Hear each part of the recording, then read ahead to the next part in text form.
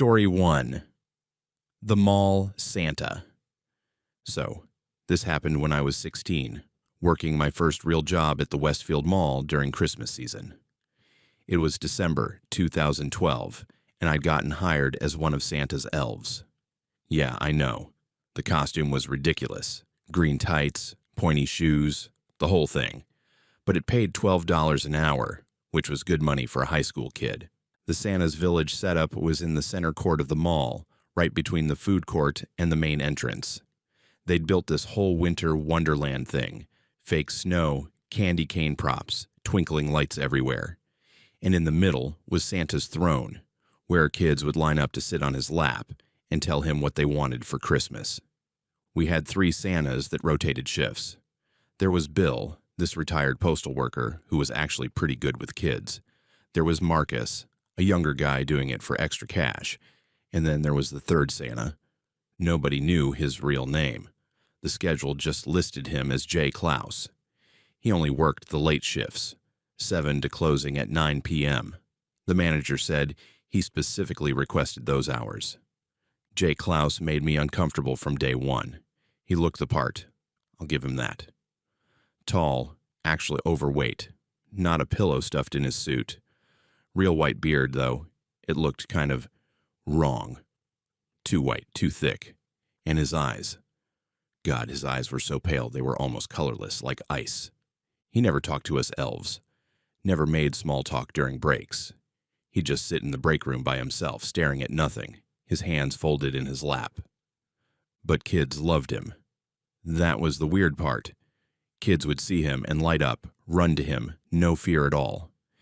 Even kids who'd been scared of Bill or Marcus would go straight to Jay Klaus with no hesitation. I worked the evening shift with him 3 nights a week.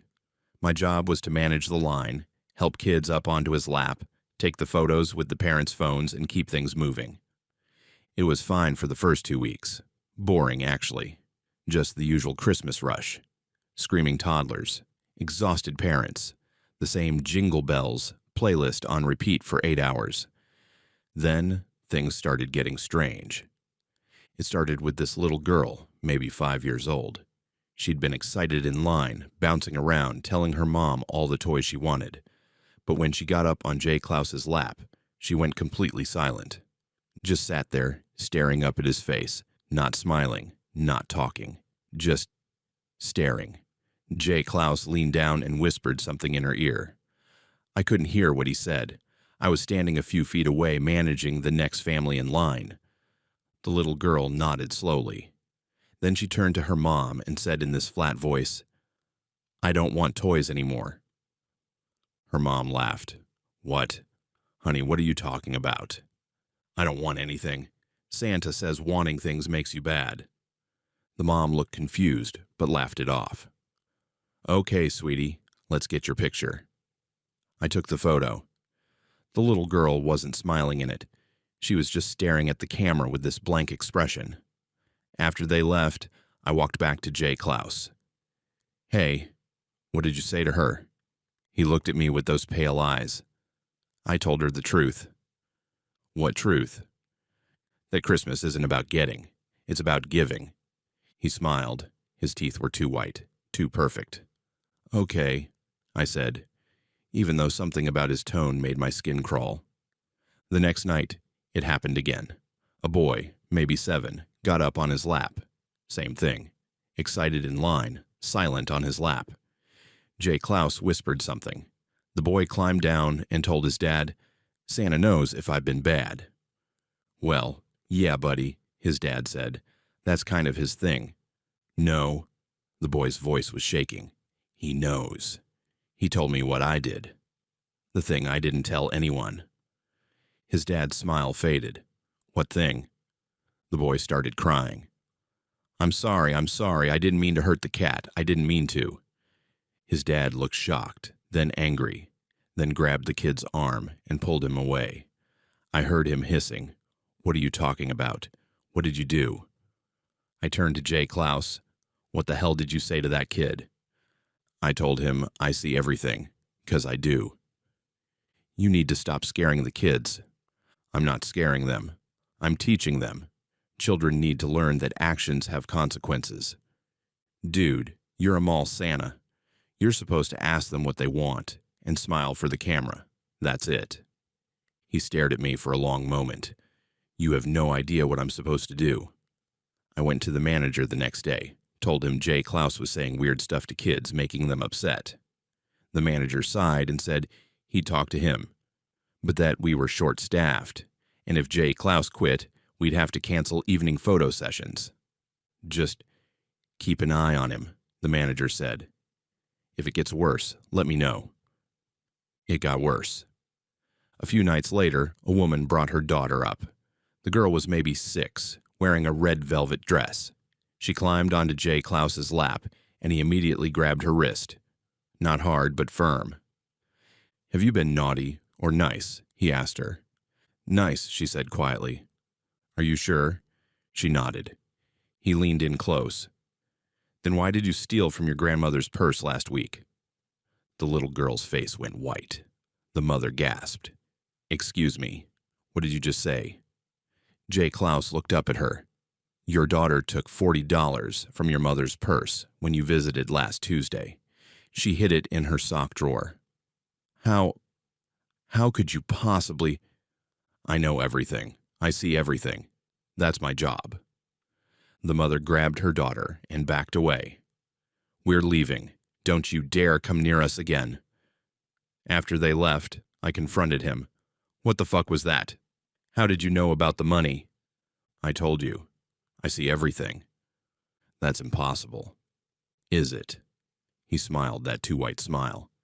You took a 20 from your mother's wallet 3 days ago.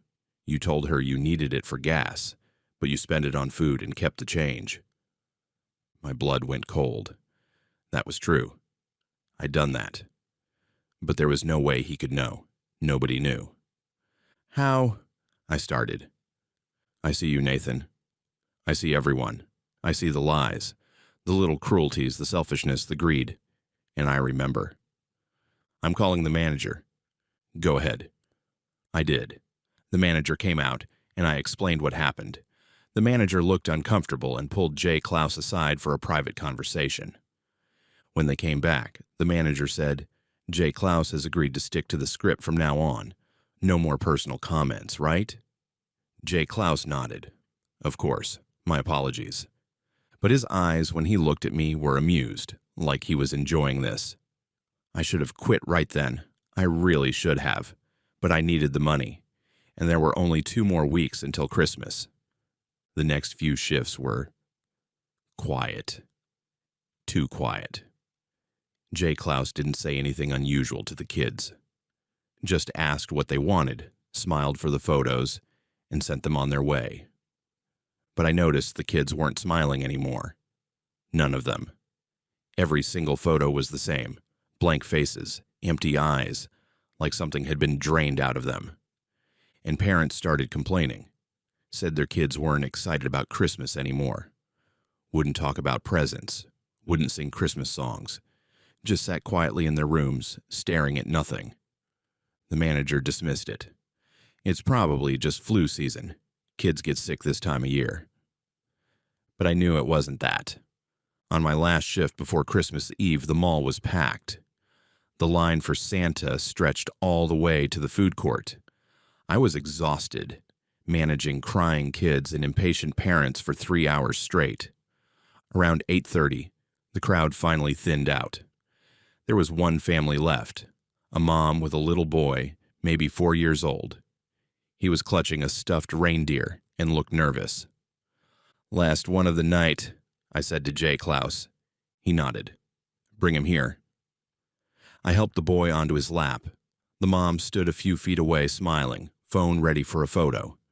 Jay Klaus looked down at the boy. What's your name? Tyler, the boy whispered. And have you been a good boy this year, Tyler? Tyler nodded. Really? You haven't done anything bad? Tyler shook his head. Jay Klaus leaned in close, and then he said something I'll never forget. That's good, because bad children don't get presents. Bad children get visited on Christmas Eve, and they disappear. Tyler started crying. His mom rushed over. What did you say to him? Nothing, Jay Klaus said calmly. Just reminding him to be good. He's terrified. What is wrong with you? She grabbed Tyler and stormed off, shouting that she was going to report this to corporate. I turned to Jay Klaus. You're done. I'm getting the manager and you're getting fired. He stood up slowly. He was tall. Really tall. I hadn't realized how tall until he was standing right in front of me.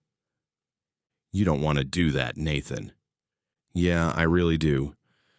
If you report me, I'll have to tell them what you've been doing. What are you talking about? The cash register at the food court. You've been taking money from it when you cover your friend Sarah's breaks. Small amounts. $5, $10 at a time. You think no one notices? I hadn't told anyone about that. Not even Sarah. How could he possibly know? You're not Santa, I said quietly. What are you? He smiled. And for just a second, less than a second, his face changed. The beard looked fake. The rosy cheeks looked painted on. And his eyes weren't pale blue anymore. They were black, completely black. Then it was gone, back to the jolly Santa face. I'm exactly what I need to be, he said. And you're going to let me finish my work. Your work. Children need to learn. They need to understand that actions have consequences, that someone is always watching, always judging. I'm teaching them the most important lesson. Be good or suffer. You're insane. Am I? Look around, Nathan. Look at this temple of greed and consumption. Parents spending money they don't have on toys their children don't need, teaching them that love is measured in gifts. Someone needs to remind them what Christmas used to mean, what it was always supposed to mean. You need to leave, now. He laughed. It didn't sound like a human laugh. It sounded like wind through a tunnel. I'll leave when my work is done. Midnight Christmas Eve, not before. He walked past me, into the back area where the break room was. I heard the door close. I stood there shaking for a full minute. Then I grabbed my coat and left. I didn't talk to the manager. I didn't clock out. I just left. I never went back. I called in sick the next day, and the day after that. Just said I had the flu and couldn't work through Christmas. But I kept checking the local news, kept waiting to see a story about something happening at the mall. Kids going missing, parents reporting something strange. Nothing. No stories, no reports. Everything normal. On Christmas morning, I finally worked up the courage to call my coworker, another elf named Melissa. Hey, I said, how are the last few shifts?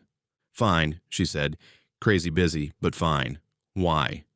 Was Jay Klaus there? Who? Jay Klaus, the late shift Santa. There was a pause.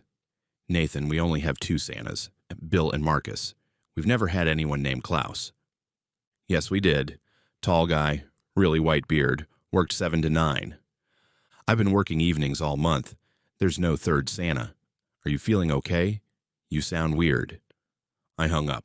I checked the work schedule app on my phone, looked at the December calendar. Every evening shift just listed Bill or Marcus.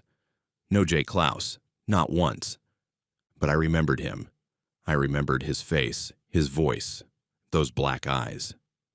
I went to the mall on December 26th during the after-Christmas sales. Walked to the center court where Santa's village had been. It was gone, completely gone. They'd taken it down overnight. That was normal. But there was no trace it had ever been there. No marks on the floor. No leftover decorations. Nothing. I asked a mall security guard, "Hey, was there a Santa set up here?" "Yeah, until yesterday. Why?" "How many Santas worked it?" "2, I think." "Why?" I didn't answer. Just walked away. That was 13 years ago. I'm 29 now. I have a daughter of my own. She just turned 3. And every Christmas, when my wife suggests taking her to see Santa at the mall, I say no. I always say no. Because I know what I saw. I know what he was. And I know he's still out there. At some mall, in some city, wearing that red suit and that fake smile, teaching children that someone is always watching, always judging, and that bad children don't get presents. They disappear. Story 2.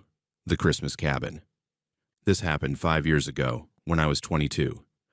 My boyfriend at the time, Derek, had this idea for a romantic Christmas getaway. He found this cabin in upstate New York, about 4 hours north of the city, deep in the mountains. It looked perfect in the photos. Log cabin, stone fireplace, huge windows overlooking a frozen lake. The listing said it was secluded and peaceful, which sounded amazing after dealing with the chaos of New York City during the holidays. We booked it for 3 nights, December 23rd through the 26th. The plan was to have a quiet Christmas, just the 2 of us. No family obligations, no mall crowds, just us, some wine, and a cozy fire. The drive up was beautiful. Snow-covered trees, winding mountain roads, everything looked like a Christmas card. We got to the cabin around 4 p.m. on the 23rd, just as it was getting dark. The cabin was even better in person, exactly like the photos, maybe even nicer. The owner had left the key in a lockbox by the door, along with a note welcoming us and listing emergency numbers. The note mentioned that cell service was spotty up here, but there was a landline if we needed anything. We brought our stuff inside, started a fire, opened a bottle of wine. It felt perfect. Magical even. That first night was great. We made dinner, watched a movie on Derek's laptop, fell asleep on the couch wrapped in blankets. The next morning, Christmas Eve, we woke up to find it had snowed overnight. Several inches. The lake was completely white, the trees heavy with snow. It was gorgeous. Derek wanted to go for a walk, explore the area. I was hesitant. It was cold, and I'm not really an outdoors person, but he convinced me. We bundled up and headed out around 10 a.m.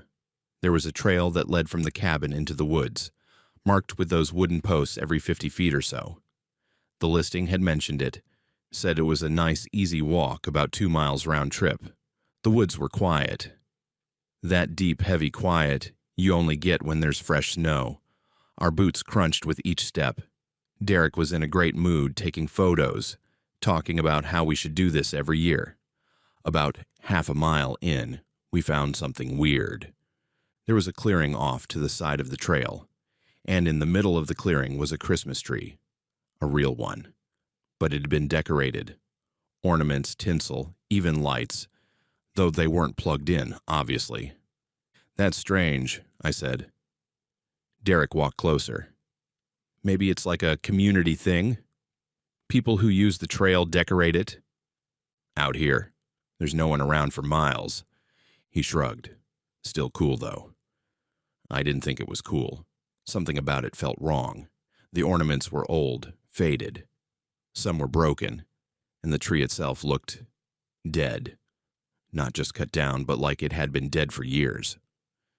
"Can we keep going?" I asked. We continued down the trail. About 10 minutes later, we found another one. Another Christmas tree, in another clearing, also decorated. This one had presents underneath it. Wrapped boxes with bows, sitting in the snow. "Okay, that's definitely weird," Derek said. I walked over to the presents, bent down to look at the tags. They had names on them. Sarah, Michael, Emma, David, children's names. "Derek, I want to go back." "Why? It's probably just..." "Please, this is freaking me out." He could see I was serious. "Okay, yeah, let's head back." We turned around and started walking back the way we came, but something was wrong. The trail didn't look the same, the markers were still there, but the spacing seemed off, and the trees looked different. "Are we going the right way?" I asked. Derek checked his phone for GPS. No signal. "I think so. We just follow the markers back." We walked for what felt like 20 minutes. Should have reached the cabin by then. But we hadn't. We were still deep in the woods. "This doesn't make sense," Derek said. "We only walked like half a mile out." That's when we saw the third tree. Another clearing. Another decorated Christmas tree. But this one was different. This one had photos hanging on it instead of ornaments. Photos of children. Old photos. Black and white. From the 1940s or 50s, maybe. Kids in old-fashioned clothes smiling at the camera. There must have been 30 or 40 photos. And underneath the tree in the snow, there were toys, old toys, a wooden train, a porcelain doll with a cracked face, a rusty tricycle. "What the fuck is this?" Derek whispered. I was backing away. "We need to leave, right now." That's when we heard it, singing, faint, far away, but definitely singing. A child's voice, high and clear. "Silent night, holy night." Coming from somewhere deeper in the woods. "Derek, run!" We ran. Didn't follow the trail, just ran in what we thought was the direction of the cabin. Branches whipping our faces, snow making us slip and stumble. The singing got louder, but it wasn't one voice anymore. It was multiple voices, children singing in unison. All is calm, all is bright. We burst out of the tree line, and there it was, the cabin. We'd somehow circled back to it. We ran inside, slammed the door, locked it. What the hell was that? Derek was gasping for breath. I don't know. We stood there by the door, listening. The singing had stopped. Everything was silent again. After a few minutes, Derek walked to the window and looked out. There's nothing there. No footprints except ours. No one followed us. "We need to leave," I said, "and pack up and leave, right now." "And go where?" "It's Christmas Eve. Everything's booked. And look outside. It's snowing again. The roads are probably getting bad." He was right. It was snowing heavily now, and it was already getting dark, only 3 p.m., but the sky was gray and heavy. "We'll leave first thing in the morning," Derek said. "Christmas morning. We'll pack up and head straight back to the city." I didn't want to stay. Every instinct was screaming at me to leave, but he was right about the roads. Driving down the mountain in a snowstorm would be dangerous. "Okay," I finally said. First thing in the morning. We tried to act normal, made dinner, drank more wine, sat by the fire, but every little sound made us jump. The wind, the house settling, branches scraping against the windows. Around 8 p.m., Derek's phone buzzed. He'd gotten a signal for just a second. "Oh shit," he said, looking at his screen. "What?" "There's a bunch of missed calls from my mom, and texts. Something about checking the news." He opened his browser, waited for a page to load. His face went pale. "What is it?" I asked. He turned the phone toward me. It was a news article. The headline, "Historical Christmas Tragedy. The Blackwood Cabin Murders, 70 years later." I grabbed the phone and read. The article was about the cabin we were staying in. In December 1953, a family had rented it for Christmas, parents and their 4 children. On Christmas morning, neighbors found all 6 of them dead. The children had been arranged under a Christmas tree outside, surrounded by their opened presents. The parents were inside the cabin, also dead. The case was never solved. The official explanation was murder-suicide, but there were details that didn't add up. Strange symbols found carved into trees around the property. Reports of singing heard in the woods days before the bodies were found. The cabin had been abandoned after that. Stayed empty for decades. The article said it had recently been purchased and renovated, put up for rent despite the history. Why wouldn't they tell us this? Derek's voice was shaking. Why wouldn't it be in the listing? Because no one would rent it, I said. We need to leave, right now. I don't care about the snow. That's when the power went out. Complete darkness. The only light was from the fireplace. It's just the storm, Derek said, but I could hear the fear in his voice. He found his phone, turned on the flashlight. I found mine and did the same. And there should be a fuse box, he said. Maybe a generator. I'll go check. Don't you dare leave me alone. Okay, we'll go together. We went to the back of the cabin where the mechanical room was. Derek found the fuse box and opened it. Everything looked fine. No blown fuses. Must be a line down somewhere, he said. We'll just use the fireplace for light and heat. We'll be fine until morning. We went back to the living room. I threw more logs on the fire while Derek tried to get a signal on his phone to call for help. Nothing. No service at all now. Okay, he said. New plan. We stay in this room. Keep the fire going. In the morning, we leave, even if we have to walk down the mountain. We sat on the couch, wrapped in blankets, watching the fire. Not talking, just listening to the storm outside. Around 10 p.m., we heard it. Knocking. On the door. 3 slow knocks. We froze. Don't answer it, I whispered. I'm not, Derek whispered back. The knocking came again. 3 knocks. Slow and deliberate. Then a voice. A child's voice. Can we come in? It's cold out here. Derek and I looked at each other in the firelight. We just want to open our presents, the voice continued. It's Christmas. Go away, Derek called out. This is private property. But we live here. This is our house. More voices now. Multiple children. Please let us in. It's Christmas. We want our presents. We've been good. Derek stood up, grabbed a fire poker. I'm calling the police. There's no signal, I reminded him. The landline. He went to the kitchen where the landline phone was mounted on the wall. I heard him pick it up, then slam it down. Dead. The line's dead. The knocking stopped. Everything went silent. Then we heard footsteps. On the roof. Multiple sets of footsteps, small feet, running back and forth above us. Oh, God. I was crying now. What do they want? I don't know. I don't know. The footsteps stopped. Then we heard scratching at the windows, all around the cabin, like fingernails on glass, and singing, that same Christmas carol, but wrong somehow. The words weren't right. Silent night, holy night, all is dark, none are bright. Derek grabbed my hand.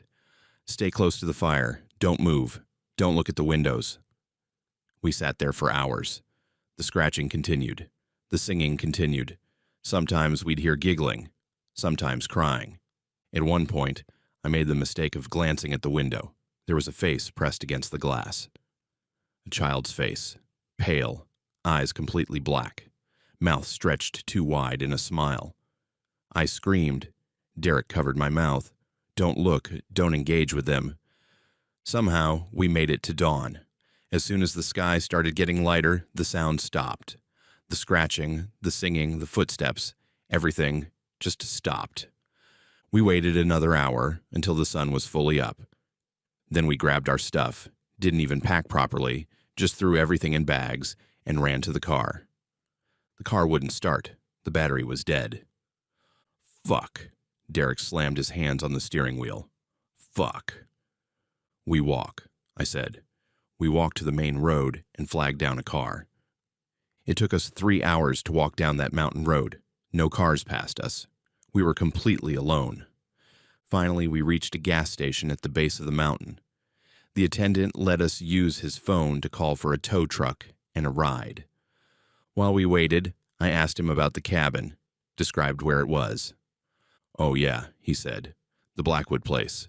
That's been abandoned for decades. You can't rent that. It's condemned. We just spent 2 nights there, Derek said. We booked it on Airbnb. The attendant frowned. That's not possible. That property's been tied up in legal issues for years. The county owns it. No one's allowed up there. We checked Derek's phone. The Airbnb listing was gone. Just completely gone. The email confirmation was gone too, like it never existed. The credit card charge never went through. We filed a police report. They said they'd check it out but seemed skeptical. A few days later, they called and said they'd send someone up to the cabin. It was abandoned. Had been for decades. No signs of recent occupancy. No signs of anyone staying there. But Derek and I were there. We stayed there. We heard those voices. Saw that face in the window. We broke up 3 months later. The relationship just couldn't survive what happened. Every time we looked at each other, we remembered that night. I don't celebrate Christmas anymore. Can't handle it. The music, the decorations, all of it just brings me back to that cabin, to those voices. It's Christmas. We just want our presents. Sometimes, late at night, I still hear them singing, and I wonder what would have happened if we'd opened that door.